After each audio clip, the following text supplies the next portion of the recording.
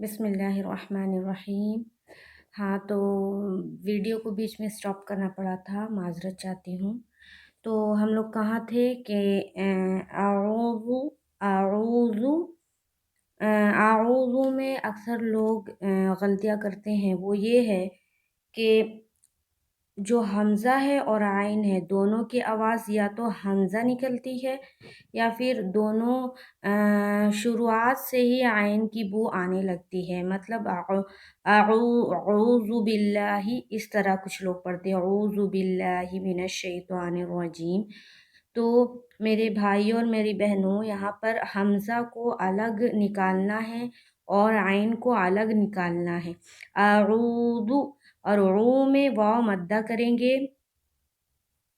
اور دال کو بہت ہی لائٹ پڑھنا ہے اور پیش کے ساتھ پڑھنا ہے، معروف کا خیال رکھنا ہے۔ رب انی اعوذ رب انی اعوذ اعوذ جب آپ اعوذ پڑھیں تو یاد رہے سننے والا کو یہ واضح ہو جائے کہ آپ فرسٹ والا جو ہے وہ حمزہ پڑھ رہی ہیں اور جو سیکنڈ ہے وہ عین ہے، یہ واضح سمجھ میں آنی چاہیے۔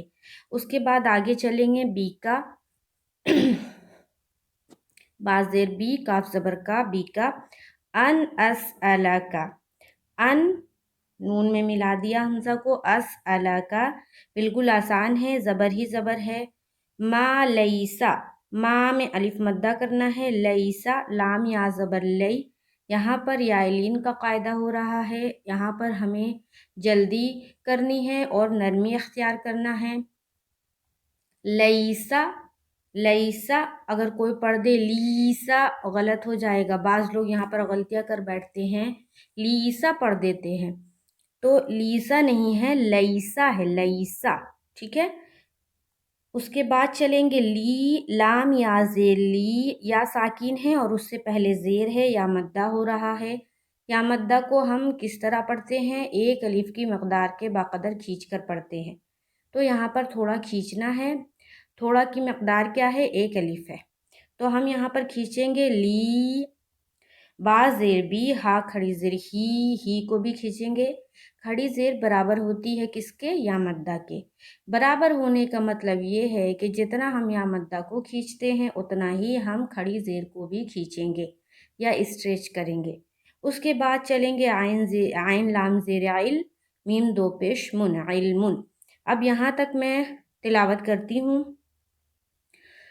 رب انی اعوذ بک ان اسألک ما لیس لی بہ علم، چونکہ میم کے اوپر ہم اسٹاپ کر دیں گے کیونکہ وہاں طا بنا ہوا ہے، طا جو ایک علامت ہے وہاں پر ہم رک سکتے ہیں، رکنا جائز ہے، تو جب بھی ہم رکیں گے تو آخری حرف کے اوپر کیا لائیں گے؟ جزم لائیں گے۔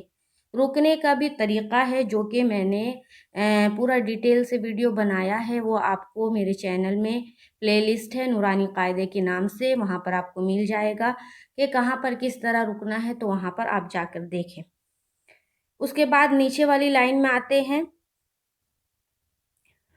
واو زبر وا، حمزہ لام زیر ال، لام الف زبر لا، و الا الف مدہ، لام الف مدہ۔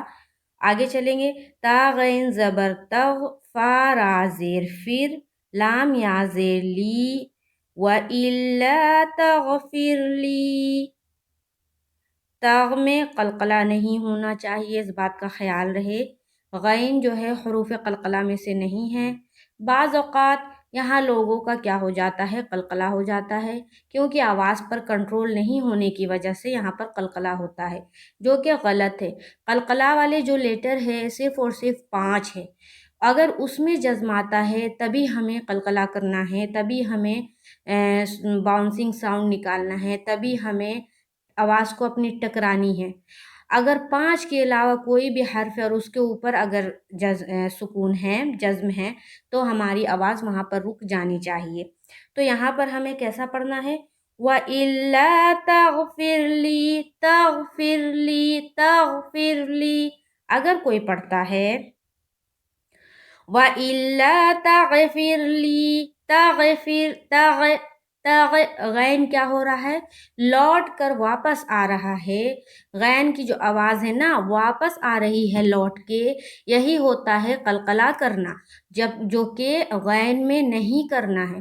تو غین کے اوپر جب ہم ملائیں گے پیچھے والے حرف کو تو آواز ٹکراتی ہوئی معلوم نہیں ہونی چاہیے، ورنہ یہ غلط ہو جائے گا. تو ہمیں یہاں پر کیا کرنا ہے؟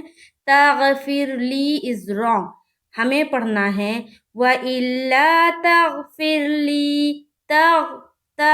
غین میں غین کا جو مخرج ہے وہاں پر دیکھیے تو غور کیجئے تو ہماری آواز وہاں پر اٹک جا رہی ہے، اور اس کے بعد ہم پڑھ رہے ہیں فر لی تغفر لی تغفر لی تغفر لی، اس طرح سے. آگے چلیں، لی میں تو یا مدہ کرنا ہے، اور پھر جو ہے وہاں پر را کو باریک رکھیں گے. را ساکینہ سے پہلے کیا ہے؟ زیر ہے، تو وہاں پر را باریک ہوگی. آگے چلیں گے وَتَرْحَمْنِي. را کو پر رکھنا ہے، را سے پہلے کیا ہے؟ تا کے اوپر فتحہ ہے یعنی کہ زبر ہے، تو اس را کو ہمیں پر رکھنا ہے یعنی کہ بول پڑھنا. حمنی، حامیم زبر ہم، میم میں جب ہا کو ملائیں گے وہی خیال رکھنا ہے کہ قلقلہ نہ ہونے پائے، ہماری آواز اٹک جائے میم کے مخرج کے اوپر. حمنی، نی میں کیا ہے؟ یا مدہ ہے، اور یا مدہ کے ساتھ ساتھ اوپر مد بھی ہے، تو مد بھی کرنا ہے یعنی کہ 3 سے 4 الف کے مقدار کے باقدر اسٹریچ کرنا ہے. اس کے بعد آگے چلیں گے اکم، حمزہ زبر آ، کاف میم پیش کم، اکم. اب یہاں پر دیکھیں جو نون ہے، نون ساکین ہے، اس کو ہم نے گرا دیا یعنی کہ اسکپ کر دیا، اس کو نہیں پڑھا گیا. تو یاد رکھے جب بھی 2 حرف ساتھ ساتھ آئے اور ایک حرف کے اوپر سکون ہو اور دوسرے حرف کے اوپر تشدید ہو تو سکون والے حرف کو اسکپ کرنا ہے، اس کا کوئی بھی کام نہیں ہے. پیچھے کا جو حرف ہے اس کو میم سے ملائیں گے.